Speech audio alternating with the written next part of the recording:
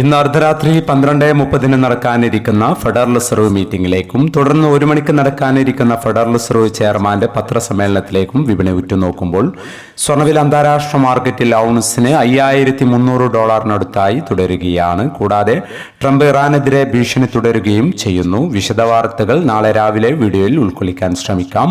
ഇന്ന് രാത്രി federal reserve മീറ്റിംഗിൽ പലിശ നിരക്ക് മാറ്റമില്ലാതെ നിലനിർത്തുമെന്നാണ് വിലയിരുത്തൽ. ശേഷം നടക്കുന്ന പത്രസമ്മേളനത്തിൽ വരുന്ന പരാമർശങ്ങൾ വിപണിയെ സ്വാധീനിച്ചേക്കാം. ഇന്ന് 2 തവണയാണ് സ്വർണ്ണവില പ്രഖ്യാപനമുണ്ടായത്. രാവിലെ പവന് 2360 രൂപ ഉയർന്നിരുന്നു.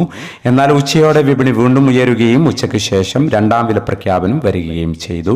രണ്ടാം വില പ്രഖ്യാപന സമയത്ത് അന്താരാഷ്ട്ര മാർക്കറ്റിൽ ഔൺസിന് $5290 പരിധിയിലായിരുന്ന സ്വർണ്ണവില ഇപ്പോൾ നേരിയ ഉയർച്ചയോടെ $5296 പരിധിയിലാണ് എത്തി നിൽക്കുന്നത്. മാർക്കറ്റിന്റെ ഇപ്പോഴത്തെ അവസ്ഥയിൽ നാളെ സ്വർണ്ണവില പവന് 160 അല്ലെങ്കിൽ 200 രൂപയുടെ റേഞ്ചിൽ ഉയരാനുള്ള സാധ്യത നിലനിൽക്കുന്നു. എന്നാൽ മാർക്കറ്റിൽ മാറ്റങ്ങൾക്ക് ഇനിയും സമയം ബാക്കിയാണ് എന്നുകൂടി ഓർമ്മപ്പെടുത്തുകയാണ്. ഇപ്പോൾ തങ്കവില ഗ്രാമിന് 16,930 രൂപയിലാണ് എത്തി നിൽക്കുന്നത്.